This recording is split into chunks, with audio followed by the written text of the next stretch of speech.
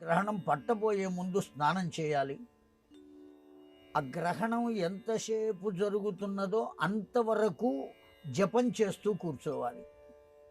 అయ్యా మాకేం మంత్రోపదేశాలు లేవు, ఏం చేయాలి అంటే నామస్మరణ, భగవన్ నామస్మరణ చేస్తూ ఉండాలి.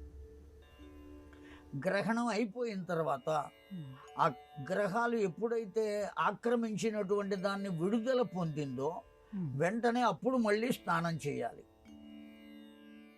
ఇంట్లో ఉన్నటువంటివన్నీ తడుపుకోవాలి, తడిపి ఆరేసుకోవాలి, ఏ వస్తువులైనా. ఇట్లా కొన్ని నియమాలు ఉన్నాయి.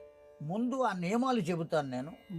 చంద్రగ్రహణాన్ని గురించి అడిగారు, ఈరోజు చంద్రగ్రహణం కనుక ఆ చంద్రగ్రహణం పట్టినటువంటి సమయంలో, స్పర్శ జరిగినటువంటి సమయంలో చక్కగా స్నానం చేసి గ్రహణం ఎంతసేపు ఉంటుందో అంతసేపు జపం